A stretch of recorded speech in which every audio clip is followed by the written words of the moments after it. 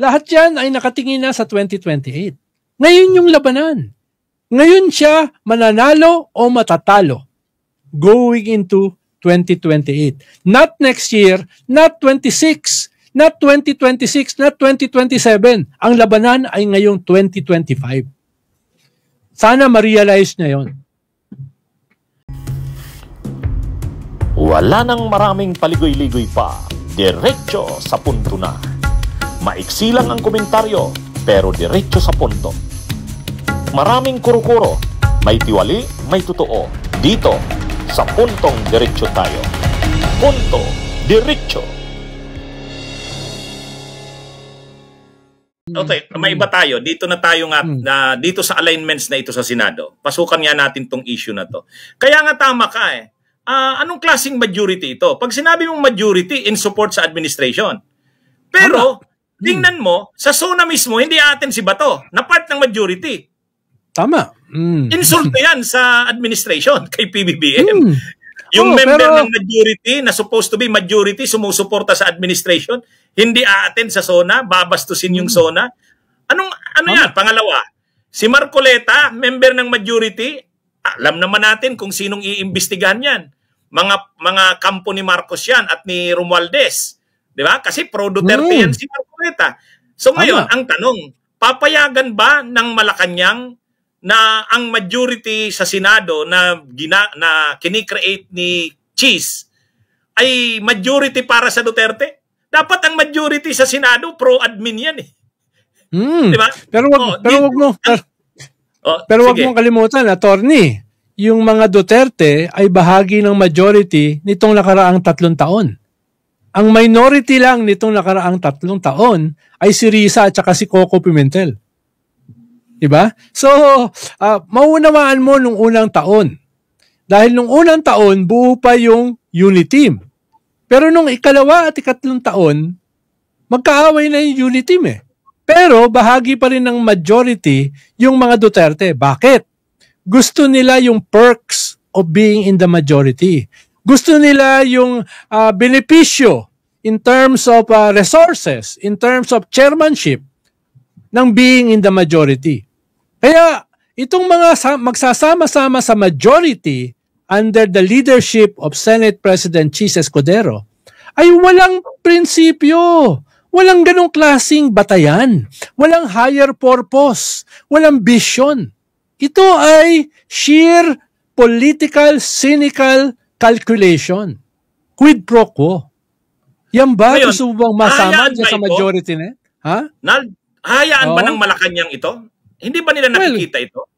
Well, kung alam ng Malacanang, ang dapat nila gawin. Pero minsan, duda ako kung alam ng Malacanang yung gusto nilang gawin eh.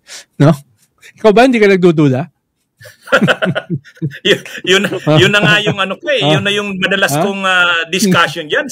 Actually, tama tong comment ng isang viewer natin. Ang problema kasi dyan si PBBM.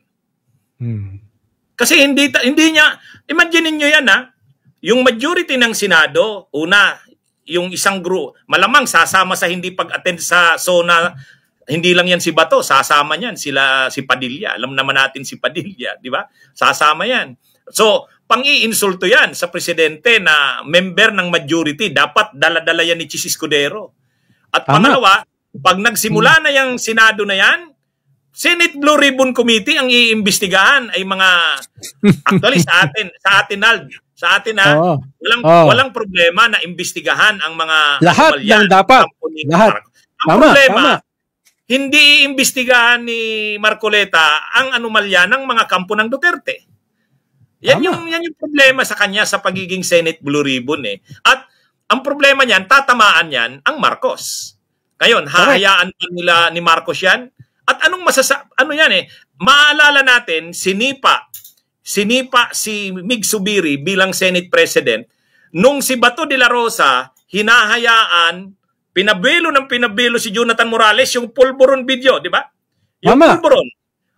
Pinabelo ng committee ni Bato. Mukhang tinatawagan na ng Malacanang si Migs. Ipatigil mo na yan si Bato. Masyado ng anong presidente dyan. Mga hearsay na ang lumalabas dyan. Hindi pinatigil ni Migs.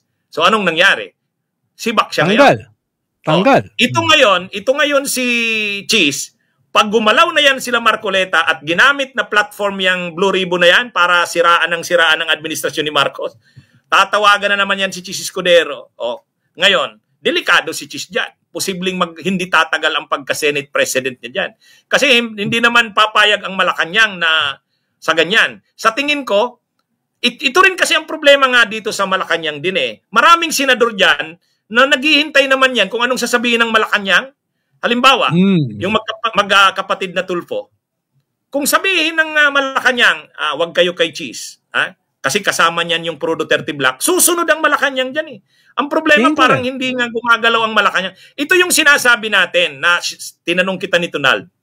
Bakit hindi bumuo ng isang majority na ang magkakasama ay kahit papano, sila halimbawa yung magkapatid na Tulfo, sila Gatchalian, kahit na si Lito Lapid, pwede nang isama, plus itong Veterans Black ni Tito Soto, Lacson, Subiri, saka si Loren, plus pwedeng sumama dyan itong Independent Black na itong sila Kiko, si Bam, baka nga si Risa, pwede pang i-consider yan kasi lalabas anti-Duterte ang ang majority. Kung ganun sana, walang problema yung sumama sa majority si Kiko at si Bam. Pero hindi yun ang sinamahan nila. Pro Duterte ang kasama nila. Hindi anti-Duterte. Dahil, bakit sabi mo hindi nga pwede kanina, yun, Al? Bakit hindi pwede? Bakit hindi pwede? Dahil sa sinabi mo kanina, walang malinaw na posisyon yung Malacanang.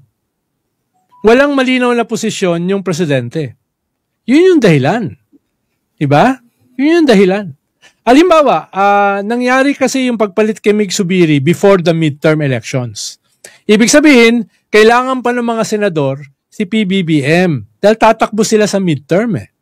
Ito kasi, hindi na ganun kadali na palitan yung Senate President dahil kahit kakampi ng Senate President yung mga Duterte, dahil ang susunod na eleksyon 2028 na. Mabilis na nagiging lame duck ang presidente. No? Ibig sabihin, problema na nga yung wala siyang desisyon. Mas problema pa dahil iba yung panahon. Iba yung panahon after the midterms, iba yung panahon before the midterms. Ang delikado ngayon kay PBBM, maliban doon sa kanyang indecisiveness, maliban doon sa kanyang kahinaan ng pamumuno, ay naiiba na yung panahon. Ang tingin na ng mga politiko, senador, congressmen, LGUs ay 2028. Yun na yung tingin nila. At kung hindi nila mai-impeach si Sara, lalo na. Dahil si Sara magkakaroon ng momentum going into 2028. Lalo siyang hindi napapakinggan ng mga senador, ng mga eventually mga kongresista, at ng mga LGUs. Kaya delicate itong panahon na ito. Delicate itong panahon na ito. Kung hindi nila mai-impeach si Sara, kung hindi nila maayos yung majority sa Senado, ay mabilis na magiging early lame duck si President Bongbong Marcos. Yun yung mangyayari. Pero sa tingin mo, sana kung magiging decisive si PBBM, mapapasunod niya pa yung mga senador na yan? Pwede pa. Pero ngayon na lang yan. Kung hindi niya magagawa ngayon yan, paano pa next year? Halimbawa. Mukhang kailangan niya ng magaling na political advisor. Ano? Halimbawa. Kung katulad ng advisor ni Pinoy noon. Political advisor ni Pinoy noon. Halimbawa, kung hindi magsasucceed ang impeachment ngayon, mahirap na yan ulitin next year. Diba? Dahil 2026 na eh. Lahat yan ay nakatingin na sa 2028. Ngayon yung labanan. Ngayon siya mananalo o matatalo going into 2028. Not next year, not 26, not 2026, not 2027. Ang labanan ay ngayong 2025. Sana ma-realize niya yon. Bunyog, bunyog, halikan na kasama ka. Bunyog, kapag buklod ay may pag-asa. Luzon, Visayas, Mindanao, isa ang pananaw. Sa bagong Pilipinas ang bunyog isisigaw.